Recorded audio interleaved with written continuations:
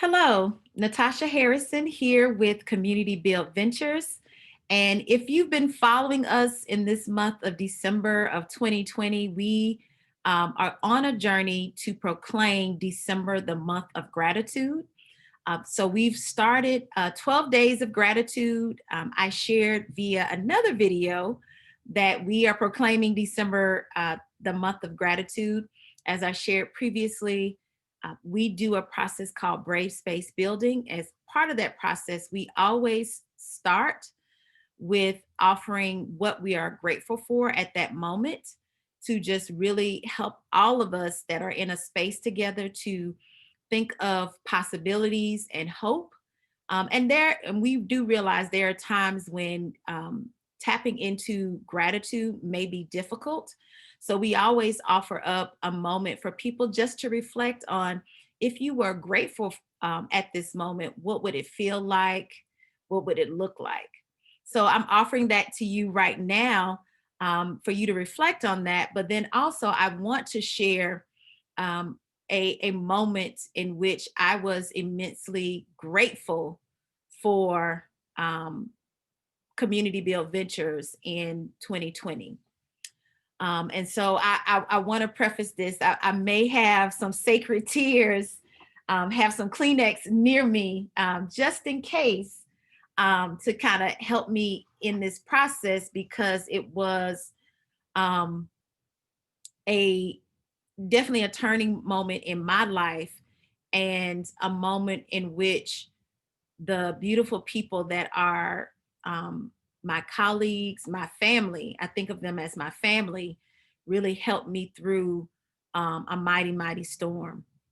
So my gratitude. So I want to start by saying that I am grateful for our amazing cooperative members.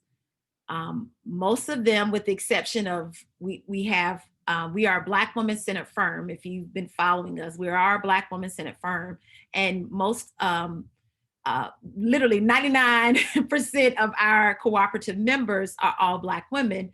We do have a Black man in our membership, my husband, Ayodele Harrison. And so the cooperative members, we have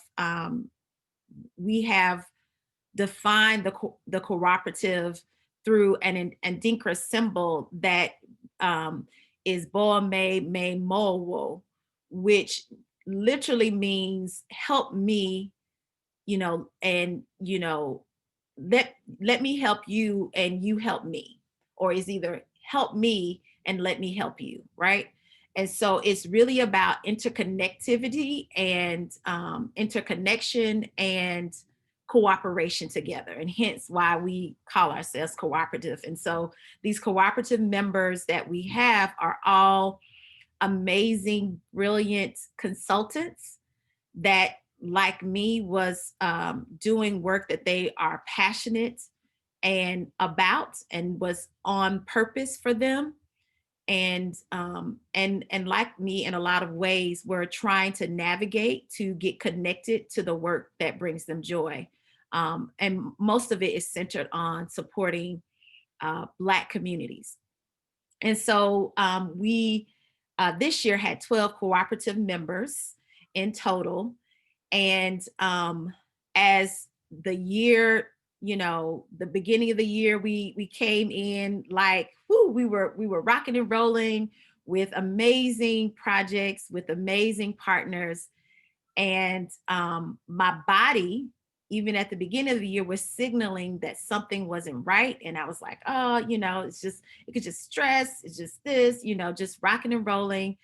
But I knew I wasn't okay. But I was moving forward, like a lot of us do. We just move forward, especially as the sense of the pandemic was heightening. That okay, the time is already winding down. That I may not be out and about like I would want to. So I need to push. I need to push. And so I found myself becoming very ill towards the end of April, and then on May 4th, to be exact, I'm looking at my notes. On May 4th, to be exact, I found myself in the ICU, um, in the hospital, not COVID related, but due to my diabetes, to be honest and vulnerable, due to my own diabetes, due to the fact that, I'm creating space for self compassion as I say this, that I was not doing the things that I know I should have been doing to take care of my body, right? And so I found myself in the ICU. At the time, I didn't even know I was in the ICU. The ambulance came, had shortness of breath. They came, they took me to the hospital.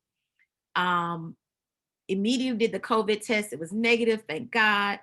And and I was in the ICU, and I didn't even know I was in the ICU. My husband, who was here, sending much gratitude to Ayodele Ishola Harrison, who was comforting our family and also letting all of the cooperative members, all of them, to let them know that I was ill, and that I was in the hospital. And so my sister Neith Sankofa, who is part of the cooperative, and Keisha Cameron, who is part of our operations team. She's the director of business operations, went into action, letting people know about what was going on. I believe in regards to my, condition, being in the hospital. And while I was in the hospital, the only communication that I had, I was still conscious, was my cell phone. Of course, fielding calls from family. And then all of a sudden, I was flooded with flowers in my text message, like just these bouquets, these images, these memes, these gifts of just of flowers, of affirmation of wellness, affirmation that they are praying for me, that they are sending me love and light, just you name it, just an abundance of just beautiful, beautiful messages.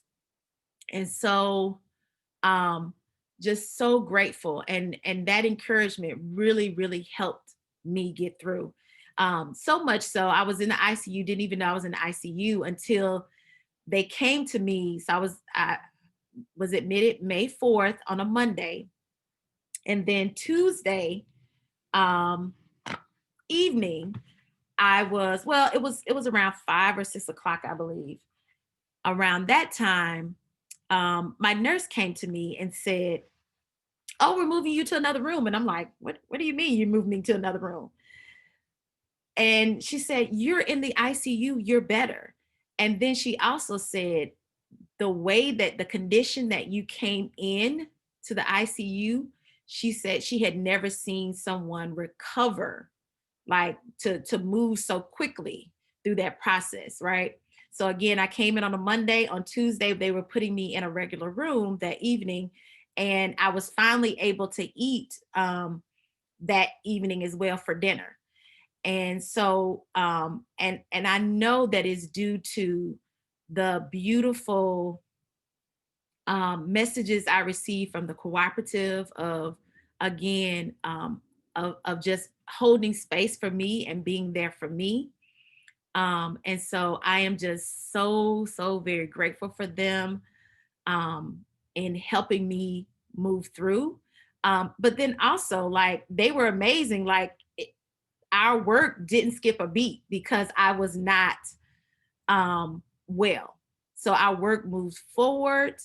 And that was in large part due to Keisha Cameron, and of just moving the work. We had literally just onboarded a new partner a few days prior to me being hospitalized. And so I definitely want to, uh, give a shout out and praise and love and light to her and doing that, and Neith for also holding space for me and really rallying folks, and my husband Ayodele for holding down the fort here at our house and with our children, and being available as much as you can, because in the hospital you can't receive visitors. So of just trying to hold the space and really hold it together as much as possible, humanly possible, right?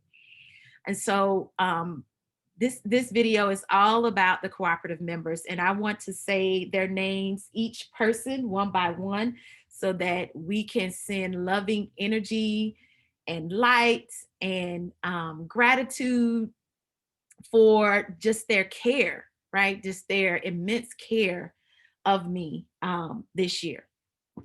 So I'm going to pause before I say their names because I'm feeling just a well of emotion because I am so grateful, so very grateful.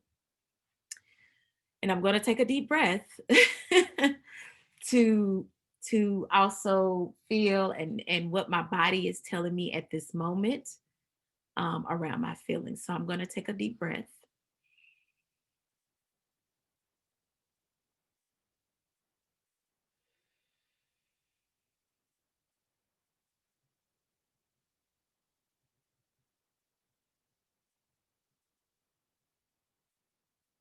Thank you for that moment. What my body is telling me now is to slow down.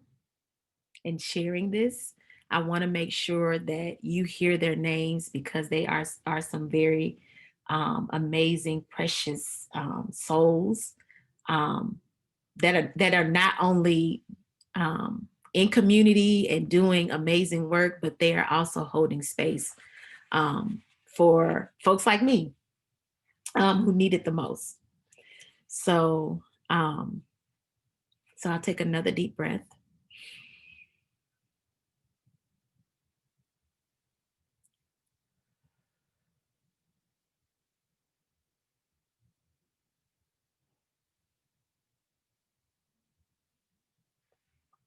Okay. And I need my glasses because in this season of 2020, I really do need my glasses. So the cooperative members, and I also want to just share before I do that, what's also showing up is there are two amazing women who are friends of Community Build Ventures. We are all comrades in racial justice, racial equity, who also sent me beautiful words of encouragement and beautiful means of flowers and gifts that I'm just so very thankful for. So I'm going to share their names as well.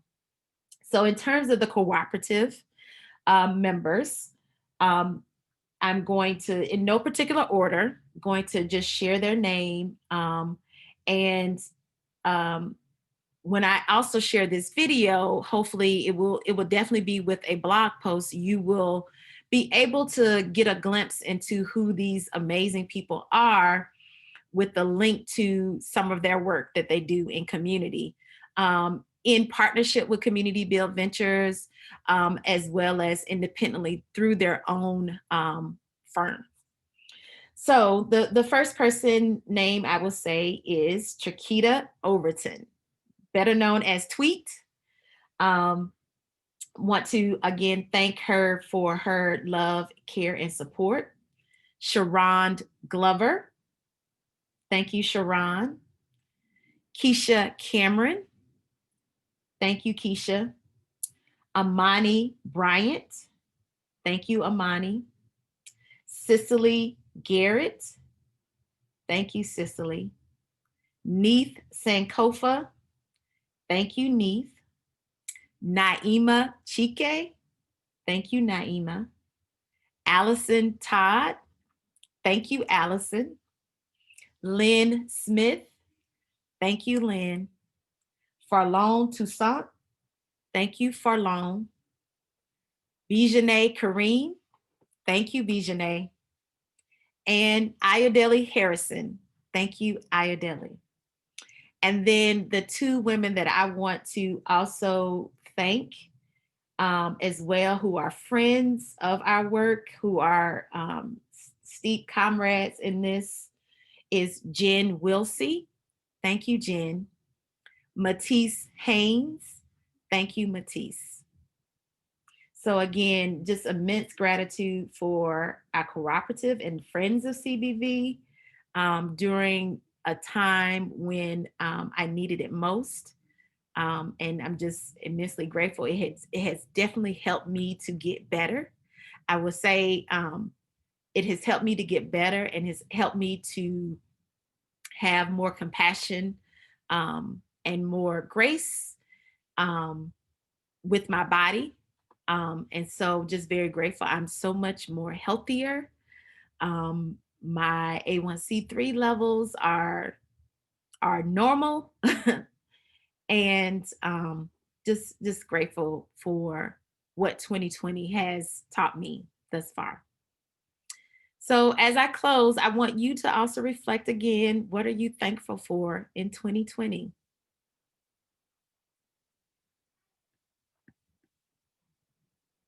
Thank you so much for listening and sharing in this in my testimony with me. And again, think about what you're grateful for. Peace and blessings. Bye.